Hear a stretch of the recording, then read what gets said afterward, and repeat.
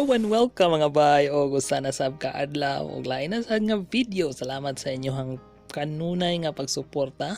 Ug karon naata sa Lubuk Bohol kauban ang akong tibuok pamilya. Actually naay usa kulang pero okay ra na siya. Ang importante guys kay magkatapok-tapok ta sa atong pamilya kay ang atong pamilya guys mo gani pinaka-importante nga mga tao sa atong kinabuhi. Ug atong yung hatagag panahon nga tapok-tapok tawag natay time pod nga mag-enjoy ikaw ba natong pamilya. So karon mag-river watching ta while taking our lunch. So diri sa Lubuk Bohol nga nindot kaayo nga place. So ako ta mong isuroy og mag-river cruise ta iuban ta mo sa tong river cruise.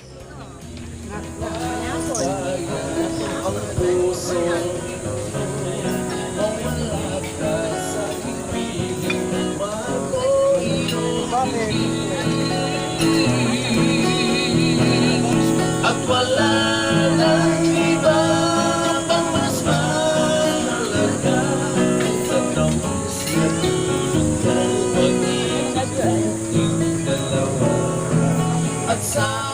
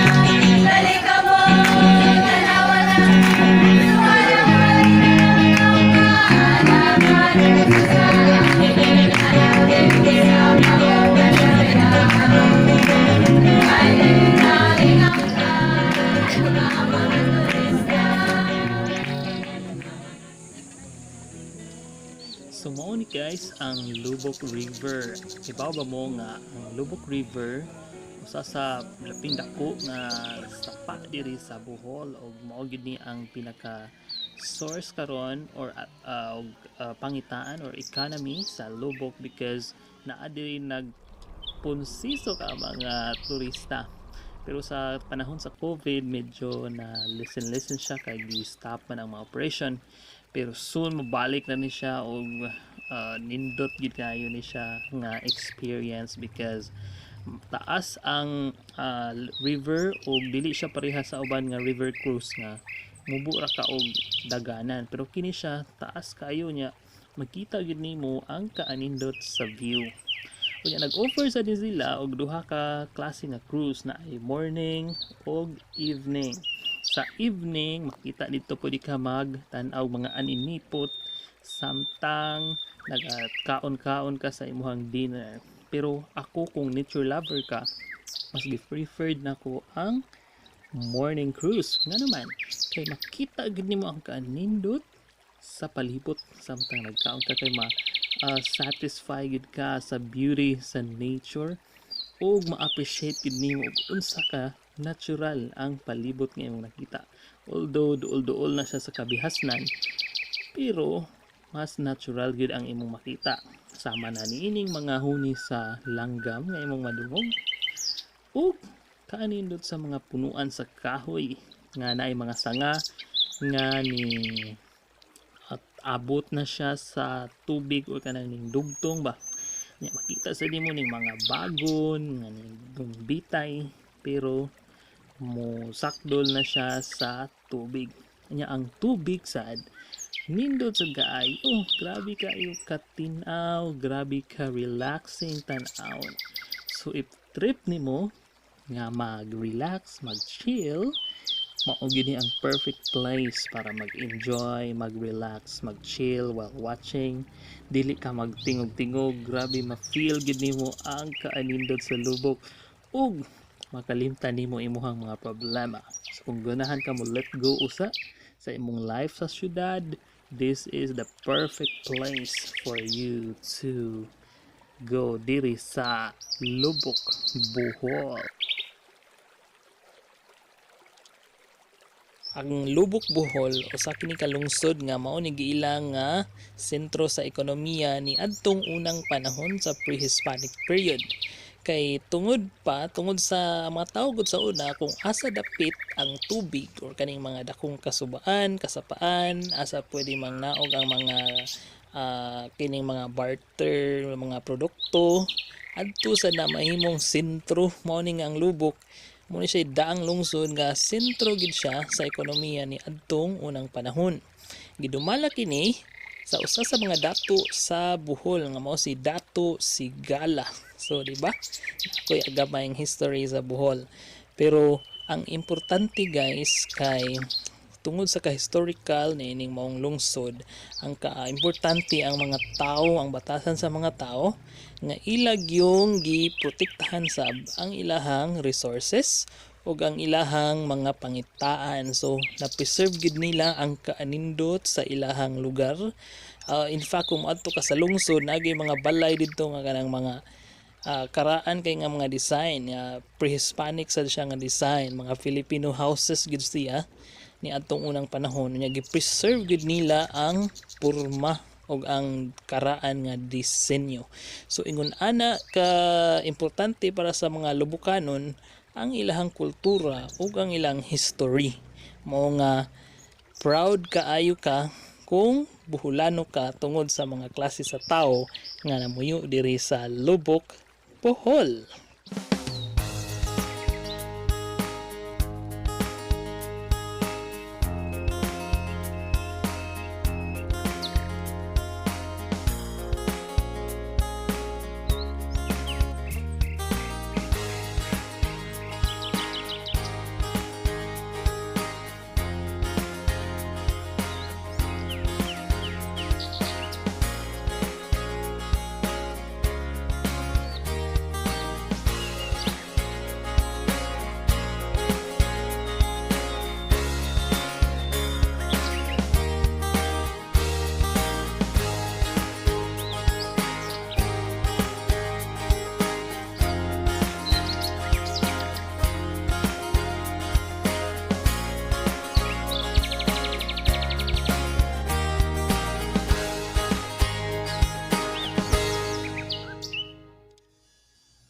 So kini nga part guys kung nature lover ka ug love nimo ang forest, kini na-amaze gyud ko aning dapita kay tungod ani nga kahoy nga mura siya padung na mulaya pero dili siya laya ha. Na siya pino kay nga dahon. So this is my first time to see this tree nga mura siya century old pero I think dili siya century old. Sa iya lang looks nga mura siya old na tan-awon. Pero grabe kanindot guys. First time ako makakita aning kahoya. I don't know unsay tawag aning kahoy. Pero na siya mga roots nga murag musangko sa tubig. So mura siya dakit. If you know dakit, pero lahi siya sa dakit kaya ang dakit medyo dako-dako man tug dahon or lagpad man tug dahon. So not too sure unsa ni but I'm really amazed sa akong nakita. Kaya ako guys sa tinuod lang forest lover gid ko. I even check unsa ni nga mga kahoy akong gina-research so ingana ako sa una akong life no. That's why ma-enjoy gid ko once nature. Maghalos tanang klases kahoy na ilhanan ako. I even have a book soon ako tong ipakita sa inyo muli ko sa Bohol. Nga that book is discussing about type of trees sa Pilipinas na makita. So ingana ko guys. So anyway, lahi mo po taog trip no. So most na akong trip. I really love learning about nature, protecting the forest, protecting God's wonderful creation. Guys, nindot kaayo ang pangpang no. Murag gid siya kanang nas mga salida bitaw. Pero ang kanindot no kay gi-preserve nila ang natural looks niya kay sa kadaghan akong experience sa laing lugar gihimo mang blackboard oy ang mga pangpang nabang gisuwat-suwatan daghan kay mga vandals. So pangit na kay siya. So very good job sa mga taga Department of Tourism diri sa Lubok for protecting the environment, and I really appreciate how you effort on protecting and preserving the beauty of the nature para sa mga sumunod na to nga mga henerasyon na agi hapon sila'y ma-experience ngayon ani kanindot nga view diri sa Lubok. So tanawan ninyo guys, nindot kaayo nya, naasad ko'y nakita ganiha nga isda. So naasa day isda diring dapita. So dagko ra ba kaayo kanindot ani pang tagaon. Pero anyway, tubig man gyud siya, na gyud na dapat isda, no? So grabe kay siya guys, red ang color anya, napid mga tilapia, no? Dagko kayo siya, mura siya ganang wild lang siya ngayon kay wa man gyud manguha siguro diri. Abot lang kang mga siguro, pero mura lang gyud tahan ni sa Department of Tourism. And na siya pang route, makita nato ang falls. Andot kay ang falls, mabaw ra siya, pero kusog kayo ang dagan sa tubig. So tanawa guys, oh, ang tubig kay tinaw kaayo nya, nagagikan gid siya sa bukid ang maong tubig. So grabe, maka-appreciate gud ka sa kanindot sa gibuhat sa Ginoo. So muna mga guys, ang ato ang river cruise. Kunya ako, para nako 100% na enjoy gud ko, na amaze ko sa kanindot sa nature, and hopefully kamo sad maka-try sad mo sa ako ang experience, labi na og nature lover ka. Ari na gid mo sa Lubok River. 500 pesos lang per person.